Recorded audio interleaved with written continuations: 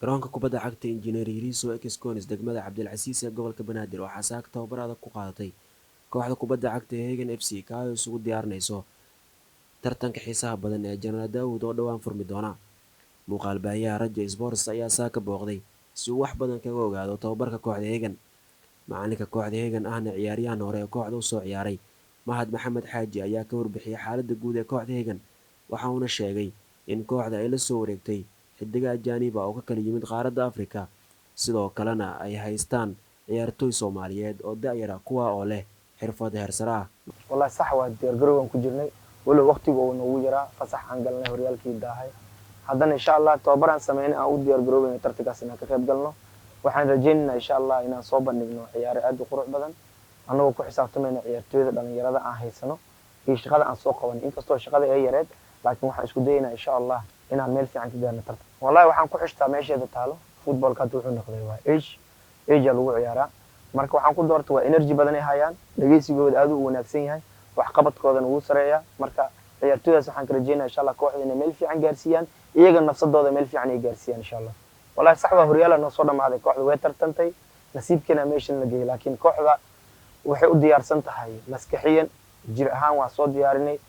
farsamo ahaan xeelad ahaan waa soo diyaarinay wax kaliya aan sugayno waa nasiibka inuu Ilaahay nasiiyo footballku lagu sheego lucky koox walba diyaar garoobeysa tartan ala gala laakiin nasiibka kooxdu siya guuleysanaysa anaga waxa rajeynaa kooxdeena meel walba ka diyaarsan tahay physically technically tactically iyo surgically ahaanba u diyaarsan tahay lakigan sugeynaa Ilaahay wuxuu nasiiyo insha Allah ciyaartooy badan oo dibadda ka imaaday afar ciyaartooy dibadda ka keenay waxa kaliya wadanka ka ciyaari jiray ciyaaryahan Mohamed oo ciyaar jiray kooxda Raadsan laakiin saddex ciyaartooy kaliya waa saddex ciyaartooy ku cusub waxayna kala imaadeen wadamo fog sida Ivory Coast Senegal iyo mid ka yimid Uganda marka waa ciyaartooy aan ugu talagalnay kooxda inay caawiyaan iyaga naftirkooda trial way Janaal Daawud kan fiirinayna waa la xiriiray iyagana way la soo xiriireen waa soo trial gareynay marka hadda trialkii aan ku jirnaa mana haysanin waqti aan ku broweeno maxay tahay time Janaal Daawud kala bilaa aad u dhawaa marka waxaan rajeynayaa insha Allah Janaal Daawud kan kooxda la qabsan doonaan meel fiican kooxda la gaari doona insha Allah wallahi horta taageerayaasha mar walba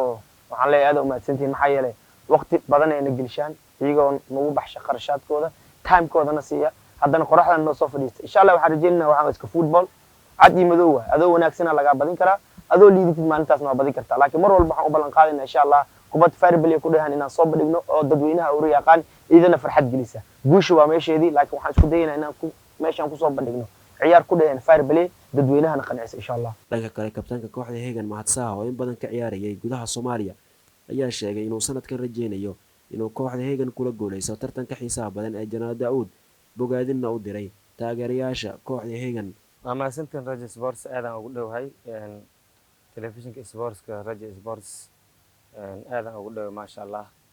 سوده هذا كنا تو بركة هذا عن سمعنا هنا وريال كمركو حرمك بعدي وهالبلان نسناي بيل كبعه تو بركة ينقصوا لعبناي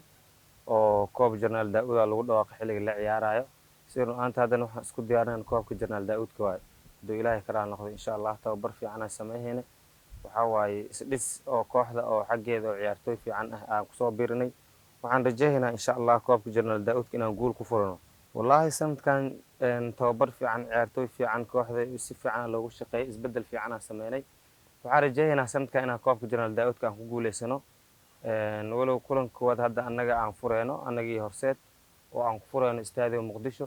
waxaan rajaynaynaa insha Allah boon oo aad taageeraha u dhiirigelisho oo boon qurxoon inaan soo bandhigno insha Allah wallahi sidoo ahaantii wax dhibaato ma leh fursad daan ku bilaawno koox kale daan ku bilaawno anaga isku midayno tahay sababtoo anaga waxaan diyaar u nahay koobka Janaal Daawud kan u tartameynaa inaan ku guuleysano jecelnahay kulankood ayagaan la ciyaareynaa waxaan rajaynayaa inaan guul ku daafurno insha Allah wallahi taageerayaasha aad u mahadsantihiin dadaalka iyo juhdiga aad u soo gelisaan kooxdiina aad u soo daawasho tagtaan inaad taageertaan aad idinkaga mahad celinaynaa anigana dadaalaan ku jirnaa insha Allah waxaan rajaynayaa kooxda in oo koox awood leh idin noqoto oo aad ku farx kartaan maadaama waqti aad soo dhumisaan idinkoo niyadjabsan ma baxaysaan insha Allah kooxdana sanadkan si aad ayaa loo dhisay waxaan ka arki doonaa insha Allah koobka Janaal Daawud